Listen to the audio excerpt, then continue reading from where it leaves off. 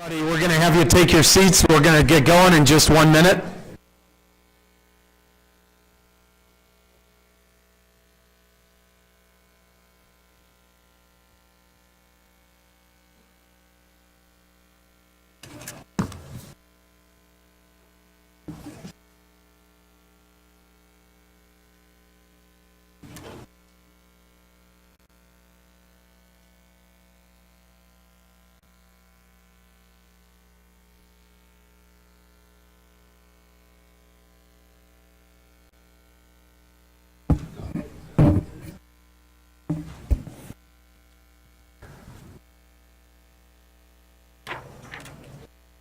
Okay, we'll go ahead and call the meeting to order.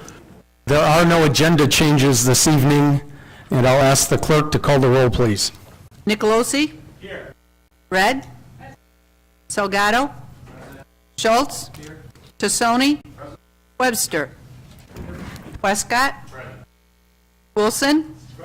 Biondo? Booker? Boomer? Crosby? Fellers? Padusha? Gurl? Gorel? Hoffman? Jury? Kelly? McDonald?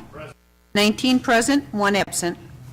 Okay, thank you. If you wouldn't mind standing for the invocation and pledge, Mr. Webster. Thank you. Lord, thank you for bringing us here this evening.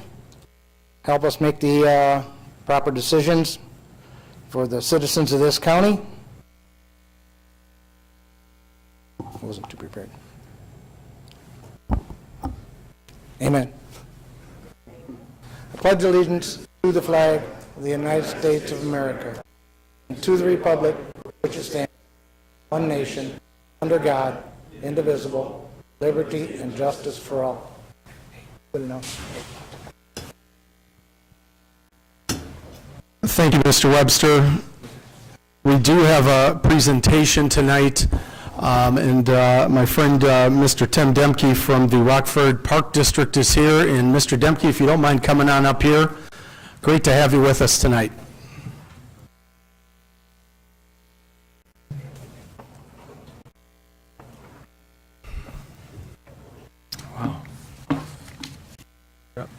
First of all, I want to thank Chairman Haney and county board members for giving me a moment to address you this evening, and members of the audience. The primary reason I'm here tonight is to, first of all, give you just a huge thank you from not only the Park District, but also our citizens. And that thank you is really for your huge participation, both financially, which was significant, but also support, just your overall vote of confidence and your support in making a contribution to the Mercy Health Sports Court 2 facility. As we talk about transforming our region into a place where people want to visit and come and live and stay, and we're recognized around the country, if not around the world, as a place, a really neat place to want to be and live. We all have to do our part, and I think that the Mercy Health Sports Court 2 facility is well on its way to achieving and helping our whole region achieve that. If you recall, we opened the outdoor fields this past spring to huge numbers of teams. We had 300 teams 2 weekends in a row right after we opened, and they were literally full all summer long. The lights are on till 10 or 11 every night, and those outdoor fields were literally instantly full when we opened them. If you've been by lately, you've seen the finishing touches going on the indoor facility. We want to welcome all of you and be sending all of you a personal invitation to the grand opening of that. We're calling it right now the Mega Indoor Sports Center on June 7th, and that will open to a summer of getting the bugs out of it, and it will be instantly full next fall as summer activities wind down and people want to go inside and recreate, not only with our local citizens throughout the entire region, the county, but also the thousands and thousands of visitors that will be coming in on weekends and having a great time, depositing lots of funds while they're here, and then also leaving our region saying that's a pretty neat community that we visited. So we are, in fact, I believe, through your significant help and contribution and support, transforming our whole region, step by step. One of the other major goals we had for the Reclaiming First project was to keep the money as local as we possibly could, and I think we accomplished that. The $33 million Mercy Health Sports Court 2 expansion project included local architects, McClure Engineering, Larson and Darby, among other subs, all local. It was built by all local contractors. William Charles, Stenstrom, and now Cord Construction is finishing the finishing pieces, so all local contractors, which means, as we all know, all local labor. So almost the entire $33 million was put on the tables of our local labor and contractors and architects. And one of the finishing pieces was it was totally financed by local banks, led by Illinois Bank and Trust, Northwest Bank participated, Alpine Bank participated. So we were hitting on all cylinders as far as having these projects not only be long-term transformation of our amateur athletic sports facilities, but also keeping those dollars local to support our local economy and driving us forward there. So it's without further ado that I would like to present this 2 weeks ago. I had the fortunate privilege of representing our community at the Illinois State Park and Recreation Illinois Association of Park Districts State Conference. Now, just to put that in perspective, there are about 500 park districts and forest preserves in the state of Illinois. There are over 5,000 participants at the conference, and at a luncheon that had about 3,500 people at it, Mercy Health Sports Court 2, of which you contributed significantly, contributed to that project in your great way, received the Outstanding Facility and Parks Award for the state of Illinois, the Mercy Health Sports Court 2, and have a nice plaque. Hopefully we'll find a reasonable place to hang this where you can all be proud of it. And once again, thank you for your participation in that project. As they say, you haven't seen anything yet with the kind of activities that are going to be there. And I just want you to feel really proud about the support and the contribution you made to that project. Best facility in the entire state of Illinois, witnessed by thousands and thousands of other people that are very envious of us here in Winnebago County. Thank you, Mr. Chairman. Thank you.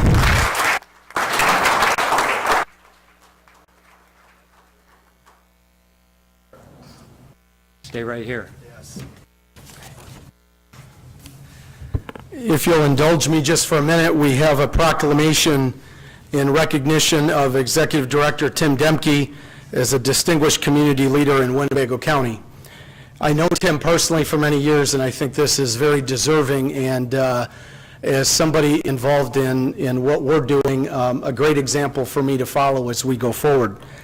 Whereas Tim has served the community through Parks and Recreation for more than 40 years, and as Executive Director since 2006, and whereas he is recognized throughout the region and state as an exemplary leader and evidenced by his awarded the Eastern Illinois University Alumni Lifetime Achievement Award, Rockford University Alumni Award of Distinction, Illinois Parks and Recreation Association Honored Professional, and Illinois Association of Park Districts Lifetime Achievements Award. And whereas under his leadership, the Rockford Park District has been awarded the National Recreation and Parks Association's highest recognition, the National Gold Medal Award for Excellence in Park and Recreation Management, and the distinction of the IAPD IPRA Distinguished Accredited Agency and Intergovernmental Collaborations Award. And whereas he has led the development and acquisition of many of our finest award-winning amenities, including Aldine Golf Club, Carlson Ice Arena, Magic Waters, Nicholas Conservatory, Olson Swedish Heritage Park, Mercy Sports Corps 1, 2, and Indoor Sports Center, and UW Health Sports Factory. And whereas he championed the Reclaiming First initiative, achieving an unprecedented level of regional collaboration and community coordination, advancing tourism and economic development in Winnebago County. And whereas as a result of his progressive, self-oriented leadership, citizens enjoy a wide array of high-quality, accessible, affordable park and recreation amenities and services. Now therefore, be it resolved on behalf of the Winnebago County Board, this proclamation hereby recognizes, affirms, and celebrates the dedication and leadership of Executive Director Tim Demke. In witness, on behalf of the Winnebago County Board, I set my hand and seal of the County of Winnebago to be affixed this 9th day of February 2017. Thank you very much, Tim.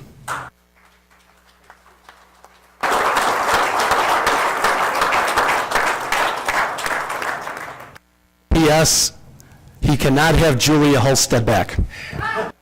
That was going to be my only request tonight. I know. I beat you to the punch. Can I just ask, did you get board permission for this? Because I don't think Fred would have voted for this. But We slipped it by. thank you. Well, this was a total surprise. And sincere appreciation, Chairman Haney and the county board. Again, you know, this kind of thing doesn't happen alone. It's a great team. It's a great board we have. It's a great staff we have. And one of our keys, though, is our alignment with great organizations that we can align our missions and work for a common cause. And that's why I want to thank you again very much for your contributions, your support, but especially for this. Thank you. Thank you. Chairman. Mr. Westcott. Mr. Dimke, you may say a lot of things, and we've known each other for 60 years, 60-some years. You're darn close, but anyhow, congratulations, and we appreciate everything you've done for this community. Thank you, Mr. Westcott. Thank you again, Tim.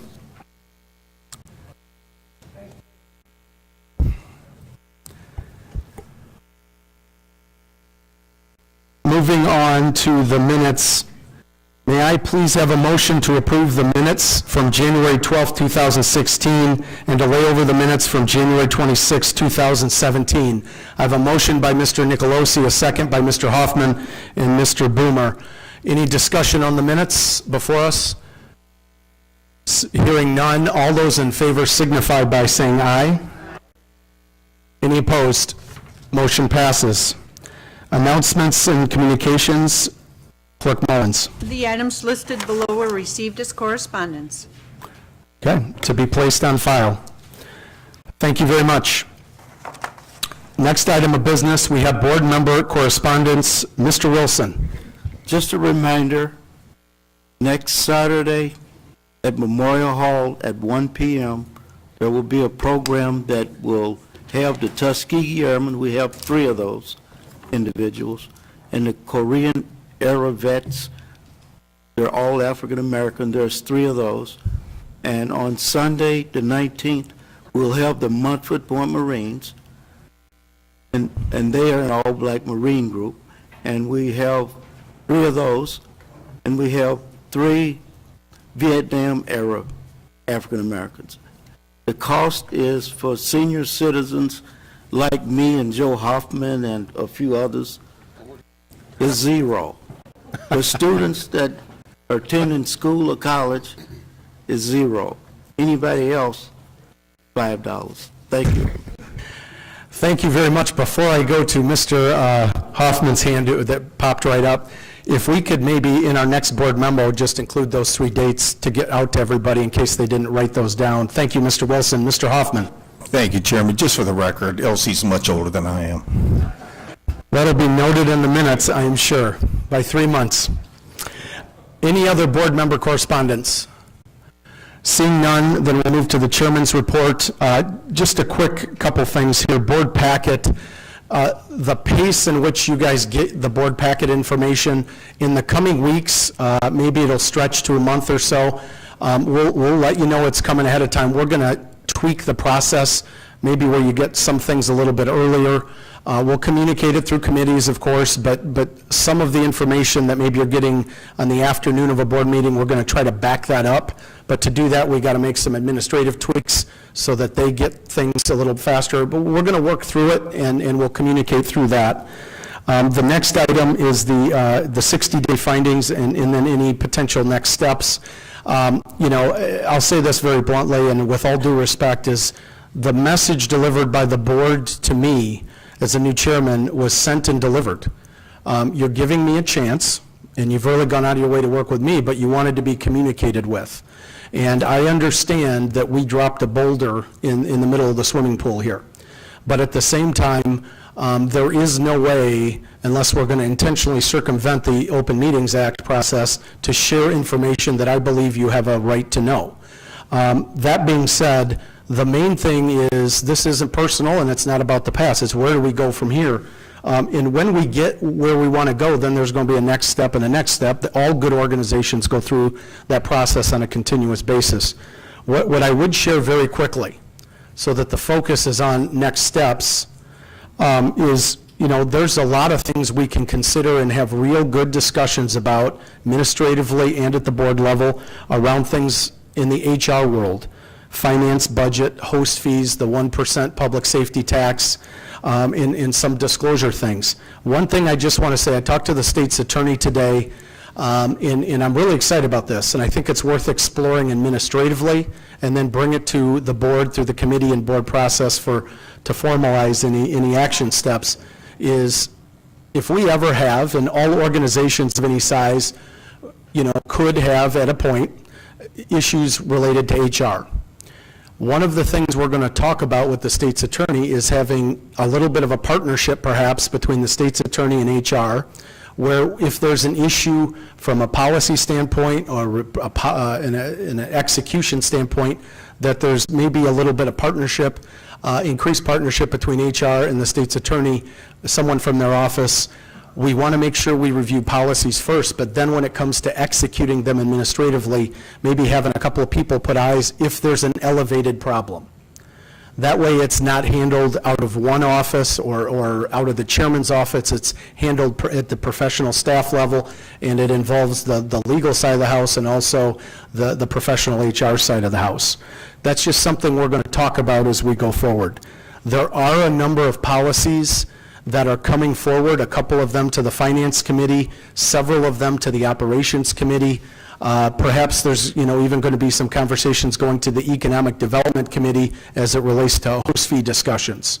Just in a nutshell, there's going to be a discussion around the budget amendment process going to Mr. Biondo's committee, and also the payroll requisition process. It'll just be a discussion, starts administratively, goes to the board for discussion. And then we'll follow that process through. Mr. Jury's Operations Committee is going to be very active with some things we're sending already to him for consideration that will go to the full board, and then things that will be in the near future. On the host fee side, and on the 1% public safety tax side, which I know has generated a lot of discussion, we want to make sure we're crystal clear with each other. We got a new chairman, new board members. We have board members that have been around for several years and know this stuff inside and out. We also have different elected officials and the community. We want to create a baseline of what we're doing this year and what we've done in the past, and let that be the basis for future planning efforts. So you're going to see some information coming to Mr. Westcott's committee for the host fees, and you're going to see information coming to Mr. Jury's and Mr. Biondo's around the 1%.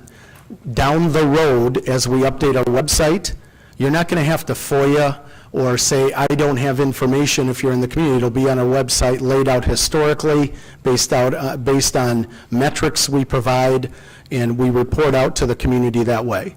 And then that's just a couple of the next steps in the process there. Next item of business, and of course there's more things after that. Feel free to give me a call. We'll get together one-on-one, talk anytime you want to. But it was important to me that since you guys have given me a fair shot out of the gate, and the one thing you've asked for is communication, that I provided things that I saw and felt that I would have been uncomfortable not sharing with the board I serve. One of the things we talk about internally is we have customers. We serve the community, but one of our customer groups is the board. So serving our customers and how we communicate with them matters. How we serve our internal customers matters too.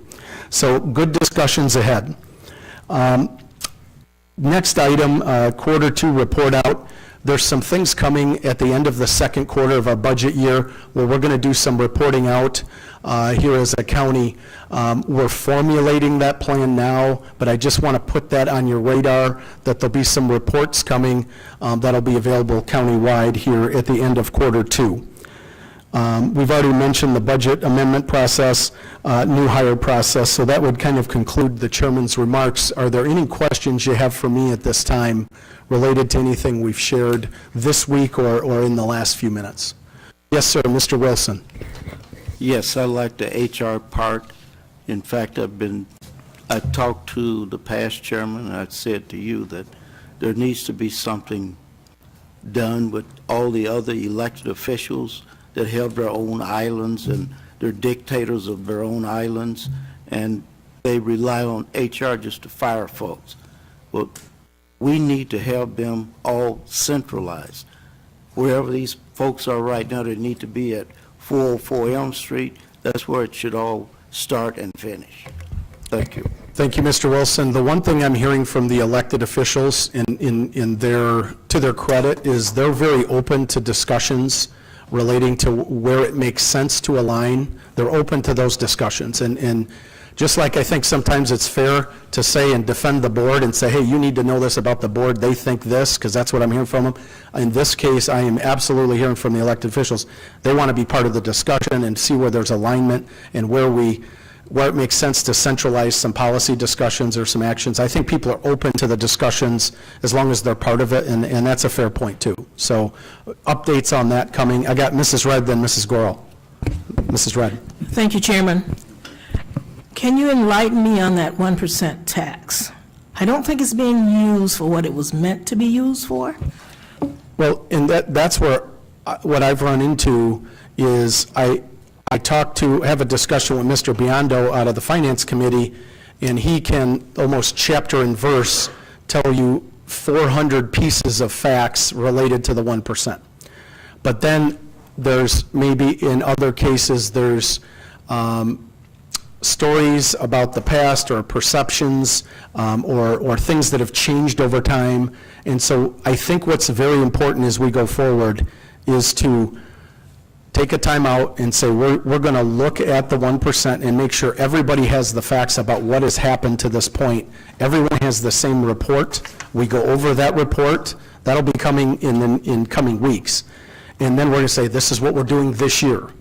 This is how we determine what's working, what's not working. That'll set the stage for the budget process for fiscal year 18. So that, just at a high level is where there's confusion about the 1% or host fees, we want to just get everybody with the same facts about the past and about the current budgeted year where the budget is approved and it's being executed on, because there's been some confusion over it. It doesn't mean necessarily in that case something is wrong or being done wrong, but we're not on the same page. And I think if we just start and say, here's the facts about the past of the 1%, where the money went, here's where it's going this year, these are the facts. You can't argue about the facts. We can fight like cats and dogs about what we're going to do in the future. That's the budget process, and that's healthy and good. That's why we're here, and that's okay. But we're going to reset that baseline for that. But give us a little time administratively to compile that, and that's coming. Everyone's going to have the same information, and it's not an opinion. It's not what we think happened. It'll be based on where the money actually went, and then we'll talk about it, if that's okay. Thank you. Yes, ma'am. Thank you. Mrs. Gorel. Thank you, Chairman. With changing policy, on many of our policies, it takes time to do that. It doesn't happen overnight at one meeting. And I've been on a lot of different committees where we've done policy changing, and we found that if we do it, take a few members and do it on a separate day than our meeting day, that we start going over it. And if it's with HR or whichever department it's with that we're looking at their policies, someone from that department needs to be with us also. But that should be a separate committee, even though I'm on operations. Several of us from operations that have the time should get together at a separate time with a head of department and look at those, because many of them, the language needs to be brought up. State statute has changed. And many of those policies haven't been looked at for years. They're way behind. And my suggestion is that each committee also have a subcommittee to look into that, so we're not wasting committee time on it. There's a number of new policy recommendations before operations right now, of course, that are new. To your point, though, we did form a policy review committee of existing policies kind of on an ad hoc basis. And I know Mr. Nicolosi was kind enough to say, hey, I'm in when we get to this. If there's any other board members that would like to be, part of that discussion about existing policy review, I think there would be a great opportunity to have, kind of separate from the normal rhythm of maybe the larger committees to a point, involves, the right administration who can speak to some of these, because some of these policies have contractual implications. They have a lot of pieces that we or board members might not know the connections to, and then it has context. Have somebody maybe from the state's attorney's office and just have a discussion about it. If there's momentum with any potential changes, we can run it through the formalized process. But I think that's one of the reasons we set that up. We knew we didn't need it right away, but we may need it in the near future. I sure hope you need it in the very near future as we start this, because it'll save a lot of time, energy, and we will get it done in a not 3 years from now. We'll get it done this year. Thank you. Thank you, ma'am. Yes, sir. Thank you, Mr. Chairman. I would hope that this is not the last 60-day report that we receive as a board, that this becomes, and I would encourage you to make this a part of our regular process, because we have to police ourselves, we have to stick to this, and a year from now, we may have implemented new policy changes. We would expect a similar report that would be much lighter, frankly, and if it isn't, then I think it would be a good sign to us that, what we're doing is not working. We need to keep pushing and keep making cultural changes within the board. Sure. Well, to Mr. Feller's point, I can tell you this was a very difficult thing to write.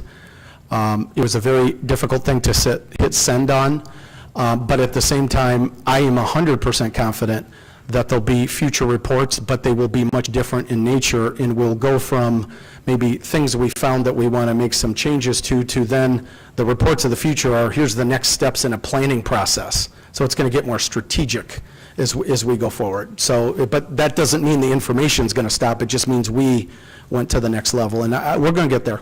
We'll get there. Any other questions, comments by board members before we move on? Okay, hearing none, we will move on to our consent agenda.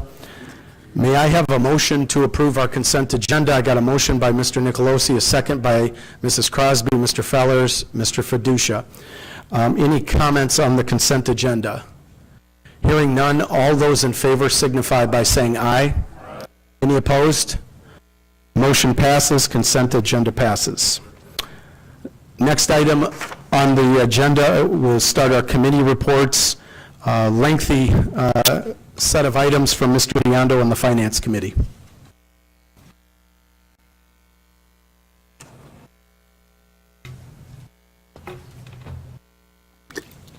Mr. Biondo, the only thing I'll ask is on budget, or on letter B and C. That was my mistake, and this won't happen again. We need to make sure we're more clear on the descriptor there, and that's my mistake for that going out that way. So if you could just give a quick descriptor when you bring it forward. Over, you mean? Yes, sir. Just for what it is we're laying over or considering. My mistake on that. I'll have to pull those out.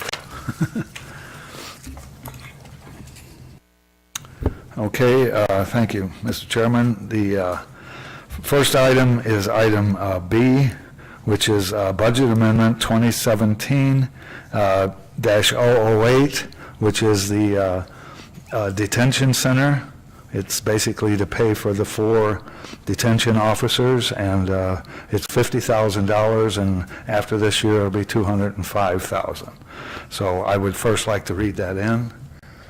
All right, and then I would like to move to suspend the rules to deal with this amendment. Okay, we got a motion to suspend the rules I got a motion by Mr. Biondo, I got a second by Mr. Hoffman, Mr. Fellers, Mr. Nicolosi. So we have a motion to suspend. Any questions? All those in favor of suspending signify by saying aye. Aye. Any opposed? Okay, the item has been, or the We've suspended the rules, and now we have the item before us. Mr. Biondo. All right, thank you. I would like to request someone to approve this motion.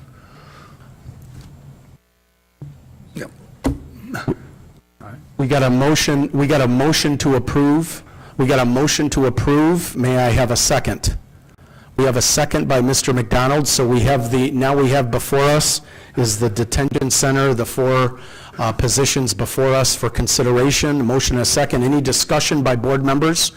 Yes, sir. Mr. Hoffman, then Mr. Nicolosi, and Mr. Webster.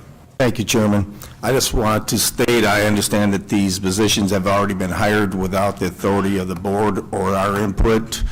I think that's a very dangerous precedent to set, and I think that is a very bad move on the part of the chief judge and those who hired those positions. Thank you, Mr. Hoffman. Mr. Nicolosi. Thank you, Chairman. I just want to echo Mr. Hoffman's sentiments there. I'm very disappointed, and this essentially is a meaningless thing to us. This is another example of Springfield pushing us around in our community and basically hitting us in the pocketbook. Thank you, Mr. Nicolosi. Mr. Webster. Thank you, Chairman. As you know, I kind of went off on this subject at our last board meeting, at the tail end of it there. I still feel the same way. I think that this came on us once again because of mandates from the state. And the state does these things without any thought, any real long-term thought about the fallout, what happens sometimes when they give us these mandates. And once again, this is similar in a fashion to the mandate about paying more for jurors. And I think that cost us about $250,000 more last year than it did the year before because of that unfunded mandate. This one here would cause us to hire the 4 more people to transport these juveniles. The state did this mandate, and they didn't say, well, we have to hire 4 more people, but they did this mandate about having to shackle juveniles with no thought about how are these counties going to handle this. And so once again, add insult to injury, now we got to come up with more than $200,000 a year for the 4 new hires. And if anyone thinks that's going to remain at that level, you're nuts, because that'll just only continue to grow. And then along with the salaries, you got to figure the pension and the medical. And the pensions, by the way, that's what we call a legacy payment. That's there until these people, pass away. And so these things that come out of the state with absolutely no thought, we just can't stand for this. I'll be voting against this. It was wrong for, as Joe pointed out, it was wrong for the chief judge to do what they did. At least in my mind, it was wrong. And I'm asking you, the chairman, to draft a letter to our local representatives, which would be Steve Stottleman, Dave Severson, Letitia Wallace, John Cabela, and Joe Sosnowski. They're our locals. Please ask them if they will not do more consideration before they approve any of these mandates, because these things are killing us. We're already underwater on next year's budget, and this will just put us further under. Thank you. Thank you, Mr. Webster. Yes, I have go ahead. You go. Mrs. Grohl. I always go last. Well, I have some questions on this, too. First of all, how long does it take them to court and bring him back? We're hiring people full-time that probably will only need about 3 hours a day, maybe the most 4, and yet we're going to hire them full-time. What are they going to do the rest of the time that we're paying them for? I can't go with this either, because I, too, am tired of this push-shove all of a sudden. And if we had this with all of our different departments and at this amount of money, we could just close the doors, shut the lights off, and go home. We cannot continue just to have all this put on our laps, the county board members, and then we have to deal with it. The department heads are going to have to deal with this too and start adjusting their budgets like we have to adjust everyone else's budget in order to meet theirs, and that's not fair. So I won't be voting for this tonight. Thank you, Mrs. Gorel. Any other questions? I got Mr. Fellers. Mr. Fellers. Thank you, Mr. Chairman. I just, in all due respect, I don't think this is a mandate from our state. I think this is a mandate from the chief judge. There's nothing in the Supreme Court ruling that says we need to hire people. We need solutions that don't cost any money.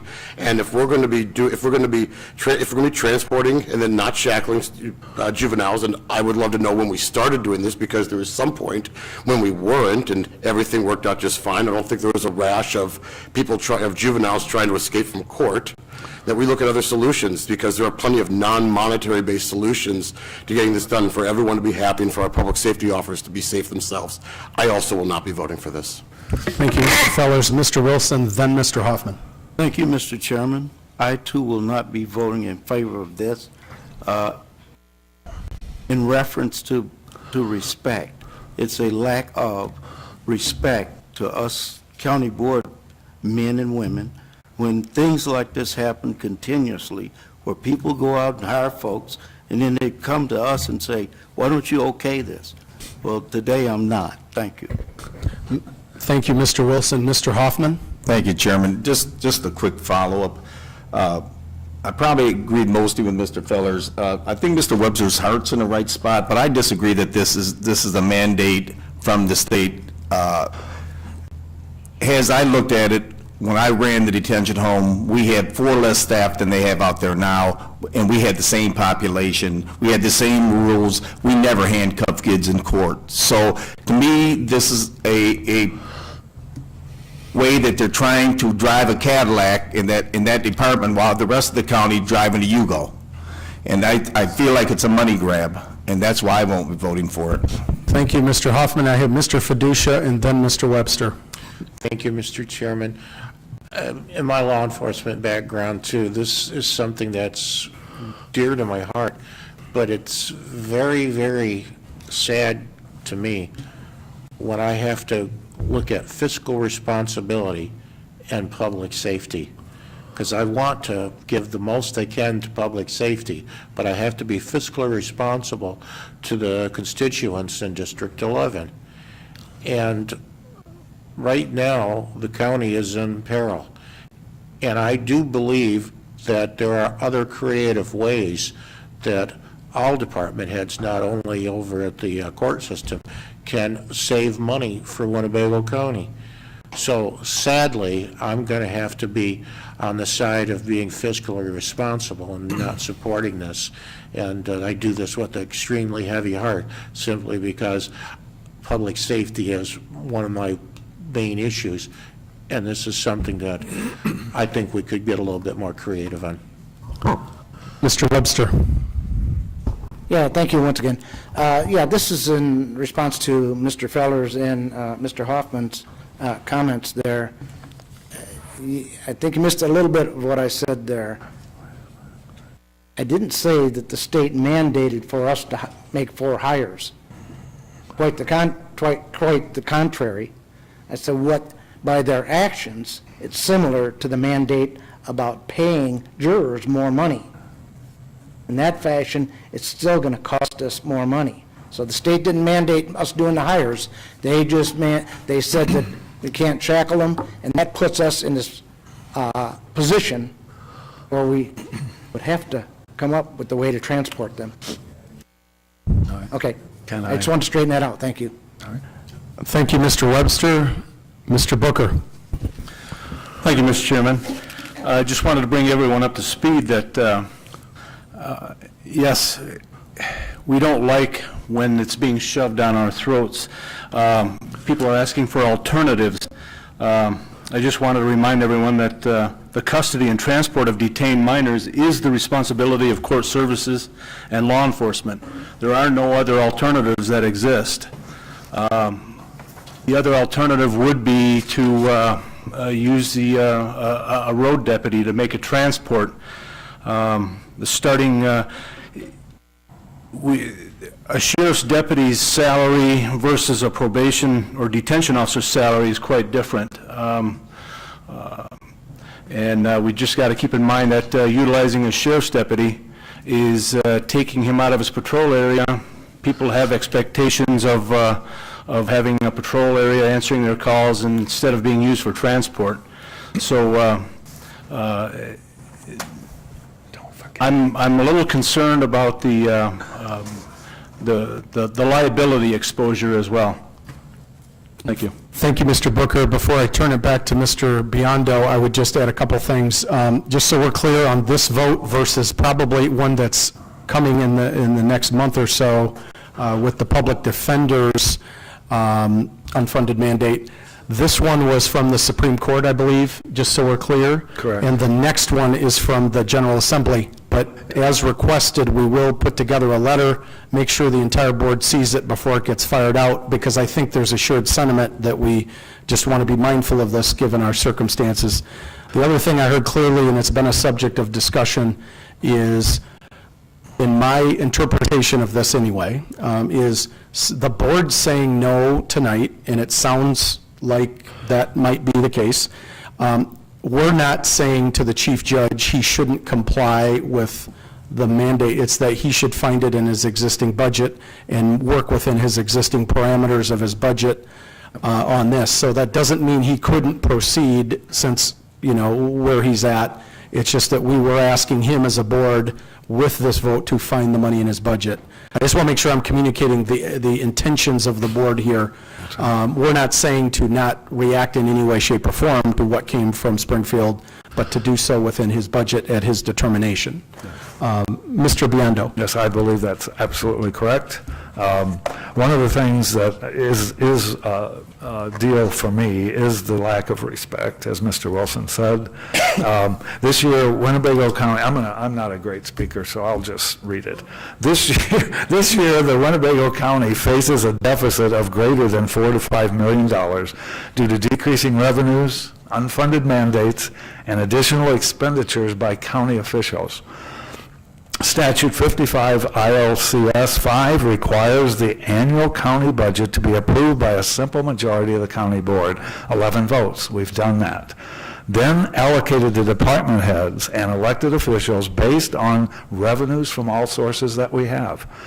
Budget amendments requested in excess of the allocated budget by a countywide elected official or department head requires a 2/3 majority of the entire board, a total of 14 votes under state law. With this latest unfounded mandate from Springfield, our countywide elected court officials have totally bypassed the county board, spent the money, and without approval of the state, required budget amendment, which we should have had. We had it, but we didn't approve it. The court services have issued personnel requests, bypassed the county board's approval of that budget amendment, 2017-008. Department has not only conducted interviews, but hired the 4 detention officers requested in this amendment, which has not been approved. With our current budget deficit, the county board should actually be requesting how much should be cut from the departmental budgets, not how much the budget should be increased.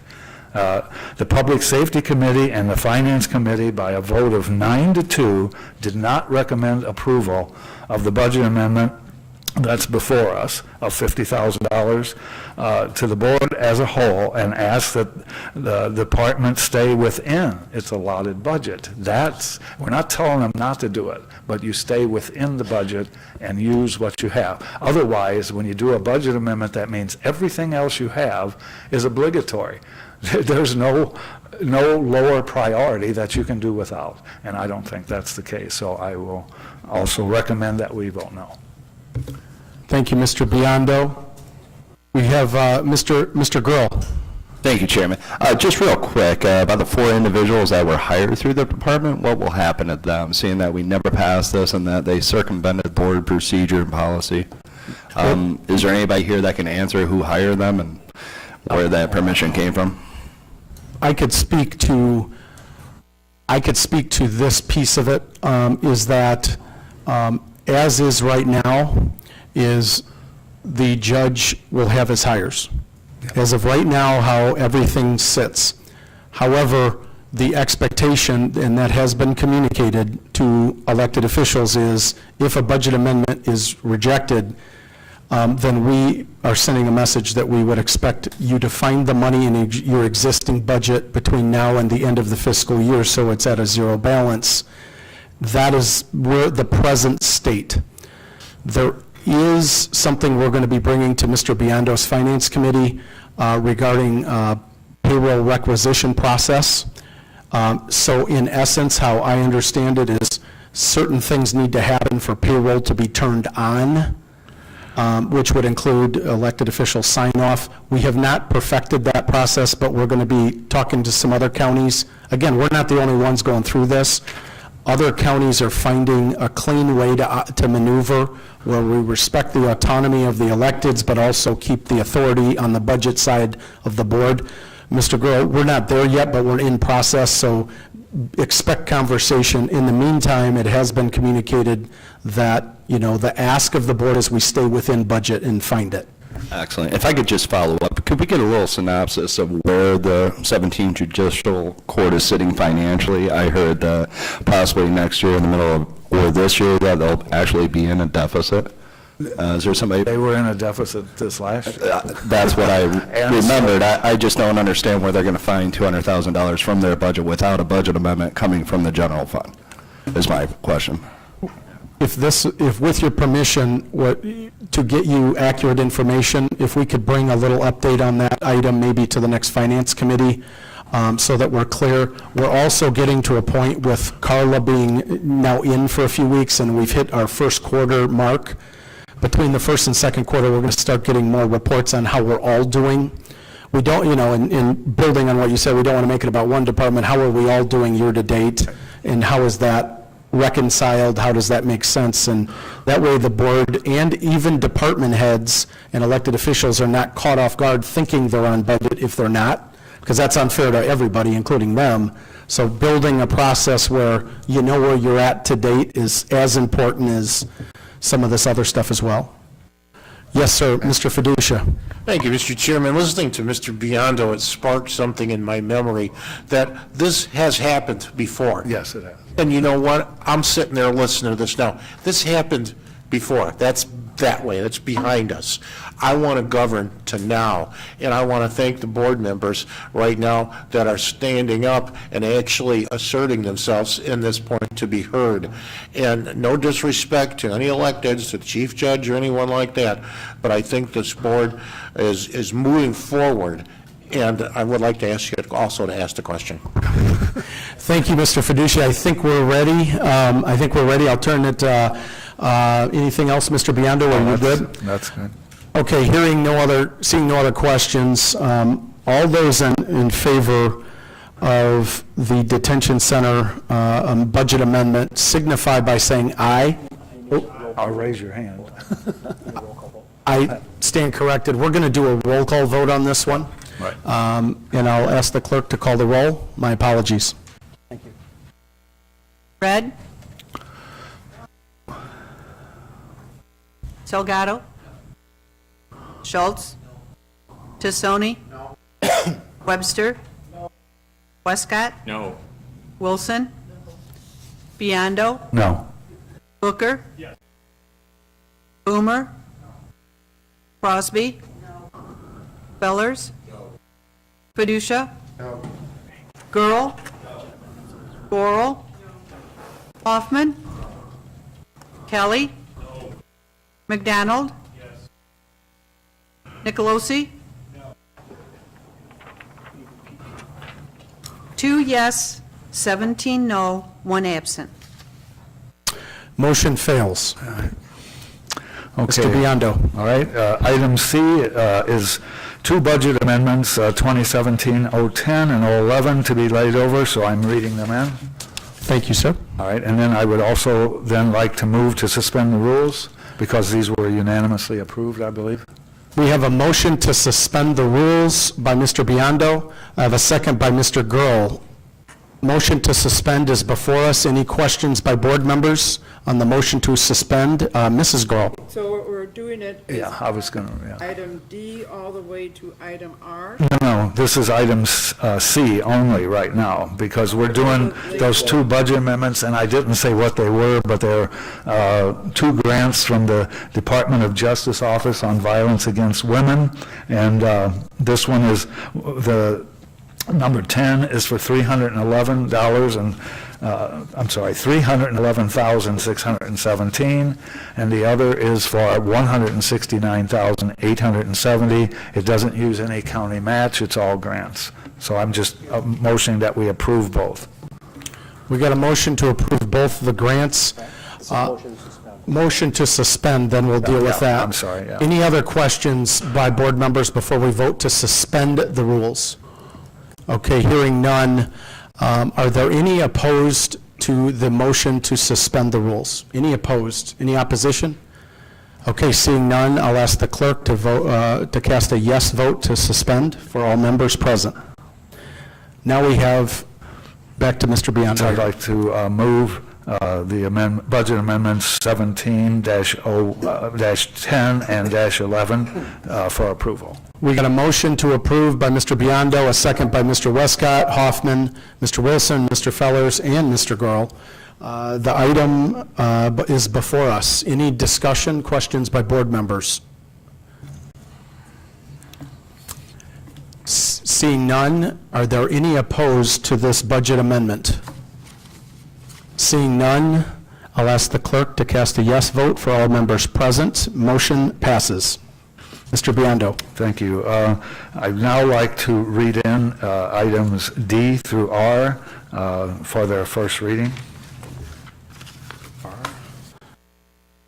Thank you, Mr. Biondo. And then I'd like to motion that we suspend the rules because these are items which basically you have to, these are all for bonds and various levies. And what we do is we don't know if we're going to get the money, so we actually have to levy a tax in case we don't get the money from the proper fund. We already have the money from the proper fund, so we then have to go back and abate all those tax levies that we approved last month. So I'm moving that we, let's see, did I suspend the rules? We got a motion to suspend the rules for letters D through R by Mr. Biondo. I got a second by Mr. Hoffman, Mr. Fiducia, Mrs. Gurl. Motion to suspend is before us. Any questions before we take the vote? Seeing none, are there any opposed to suspending the rules on D through R? Seeing none, I'll ask the clerk to cast a yes vote to suspend the rules for all members present. Mr. Biondo. I'd like to move then to approve items D through R. We got a motion to approve D through R by Mr. Biondo, a second by Mrs. Crosby, Mr. Wilson, and Mrs. Gurl. Any questions by board members on the motion to approve letters D through R? Seeing none, are there any opposed to this motion? Seeing none, I'll ask the clerk to cast a yes vote for all members present. Thank you, Mr. Biondo. That concludes our report. Thank you. Thank you very much. Next item of business is the zoning committee. Mr. Webster. Thank you, Chairman. We have no zoning report this evening, but I do want to remind board members of the result of last night's meeting at the Zoning Board of Appeals, and they voted to approve both the map amendments and deny the special use permit. This all in conjunction with the asphalt plant. And I want to remind board members that the map amendments came before them with legal objections. So that will cause the county board, when we do get around to voting on this, to have a supermajority vote. It'll be 2/3. And on the special use permit, that's just a simple majority vote. Okay. Now, the next step is it's going to come to my our committee, our zoning committee, on the 22nd, Wednesday, the 22nd of this month. The following evening, the 23rd, I will be bringing it in for a first reading, and it will be laid over then until March 9th for the board's final decision, Okay. if everything goes according to scheduled agendas. Thank you. Thank you, Mr. Webster. Any questions for Mr. Webster on that? Okay. Hearing none, we'll move on to our next item of business. Mr. Westcott, Economic Development Committee. Thank you, Chairman. We have no report, but we have something in the works, and we'll be getting back with everybody as soon as we get it set up. Yep, we do have a committee meeting forthcoming, and we'll get it out. Thank you very much, sir. Thank you.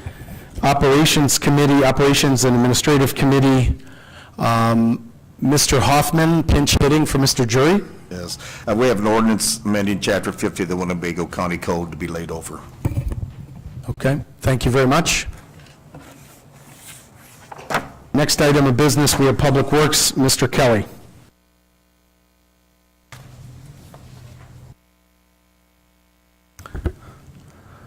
The suntan is compliments of Cozumel, I believe. That's correct. There we go.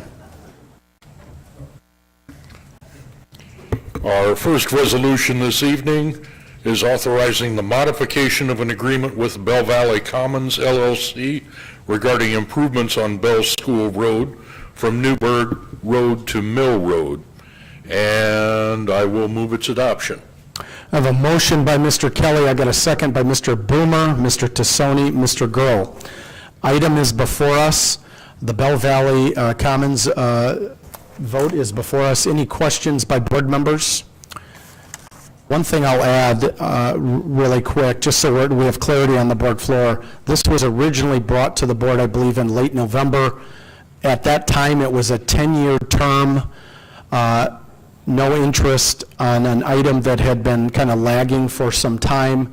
We've reduced that down to 5 years. And I would just ask, if it's okay, Mr. Vanderwerth, just to speak. There was a question by a board member regarding if they would not pay, even though I believe and know they will, the idea of a lien and just what it means, so there's clarity on that. Well, thank you, Mr. Chairman. I had talked to the state's attorney's office this afternoon, and they said that the first thing we'd need to do is get a judgment if he does not pay, if they do not pay, and then if they refuse to pay after that judgment is issued, then we can get a lien on the property. And I would ask Dave Kurlinkus if I said anything wrong. Other than that, I think that answers your question. Yeah, thank you, Chairman. That's correct. The judgment lien would be recorded, and that would be, of course, recorded at the recorder's office. That would be then appear on the title of the property. I would just add, before I go to Mrs. Girl, I'm highly confident that we have a good partner here. Now we have clarity around repayment terms, and in fairness and out of respect for a good partner, I think that the main thing going forward is we'll just have clarity on contracts like this about specific timeframes, and we're going to be in good shape. But they've been good in this conversation in reducing the amount of time here in recent conversations. Mrs. Gorel. But they're still not paying us interest on the money. Correct. Correct. You know, I'm well aware of who they are, and I don't have a problem with that, but I still think we need to protect our money and probably should do a judgment. Okay. Thank you. Thank you, Mrs. Gorel. Any other questions by board members? No, it's resolution. Voice vote. Voice vote, okay. Seeing no other question, all those in favor signify by saying aye. Aye. Any opposed? Motion passes. Mr. Kelly.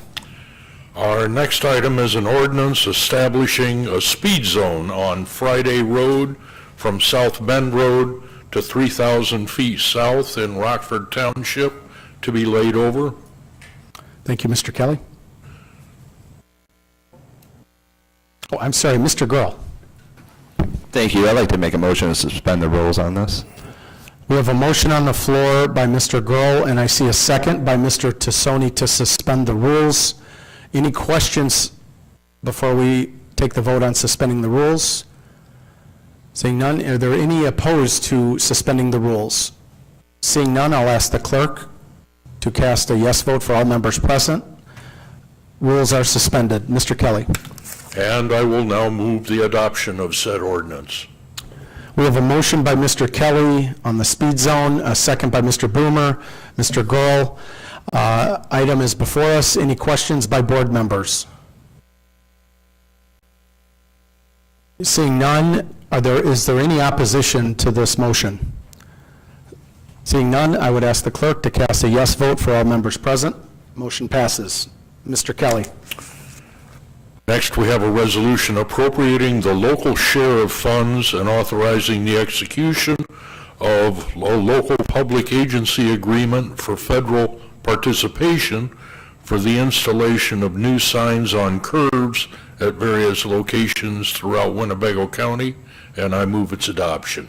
Got a motion by Mr. Kelly on letter D, and I got a second by Mr. Boomer. Any discussion, and Mr. Gurl, any discussion by board members? Seeing none, all those in favor signify by saying aye. Aye. Any opposed?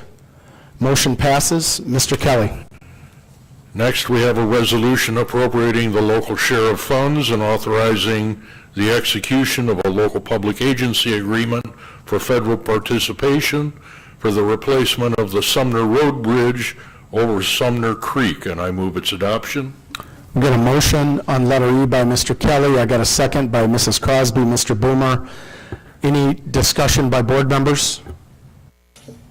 Seeing none, all those in favor signify by saying aye.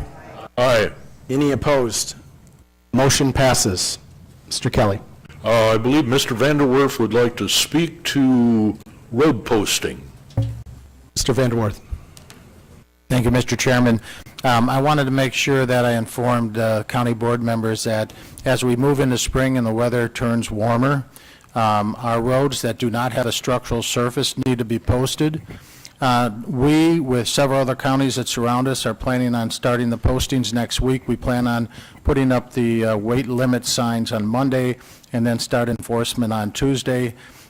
Just to give you a feel for this, and I know there's new county board members on the board now, but the weight limits on all roads in Illinois, it's 80,000 pounds, and our road postings maximum weight would be 33,000 pounds. Now, they're not on every road in Winnebago County. Roads such as Perryville, Riverside, Baxter, those that have structural service, we do not post, but Telegraph Road, Owen Center Road, Latham Road, they all get posted. So, Thank you, sir. Any questions for Mr. Vanderwerf? Okay. And that concludes my report. Thank you, Mr. Kelly. Next item of business, Public Safety Committee, Mr. Fiducia. Thank you, Mr. Chairman. No report. The disappointment in the room. Man. Before we run out of here, I just want to go to unfinished business, which I don't see any, and then new business. Just a quick clarification here. Last meeting, I made a little tactical error. I just want to clean up for future reference. There was a question on the floor after we made a motion to adjourn. We should have backed out of that procedurally and then went to Mr. Webster. Little learning thing for me. At the same time, when it comes to calling of questions, so if we have a lengthy discussion in a committee meeting or a board meeting and somebody wants to call a question, my understanding, talking to the attorney, is it takes a 2/3 vote to go forward, so that one individual or just a couple or even a majority cannot call and end a discussion. It takes a 2/3 majority. Is that correct, sir? Correct. Okay. So excuse my administrative mistake there, but I want to correct that going forward so we're clear on the floor than on the calling of the question. And with that, there's one other item on board meeting, the recesses in meetings. Just one thing, if we do recess to caucus, we got a hot topic, one thing we may want to make sure we're clear on, just so we don't create any back-end problems, those would also be subject, and it's an open meeting. And so we'd have to have a recorder in each of the rooms, just like we do in a caucus meeting. We could not go into, we couldn't recess from a board meeting, go into separate rooms and then have discussions with that many board members, is my understanding. We can talk through that, but before we do that, the next time we want to have a lot of clarity on that. Not trying to be difficult, just want to make sure we don't have somebody picking at us if we would have an issue in the future on that. Yes, Mr. Webster. Is that all you had on that? I believe so. Okay. I just, no. No, I call it. He's not here. I got handed a note here, and apparently this is just for general information, 17th Circuit Court Press Conference, second floor, courtroom 209, immediately following tonight's county board meeting. Okay. Thank you, Mr. Webster. I'd entertain a motion to adjourn. I got a motion by Mr. Boomer, second by Mr. Wilson. All those in favor signify by saying aye. Any opposed?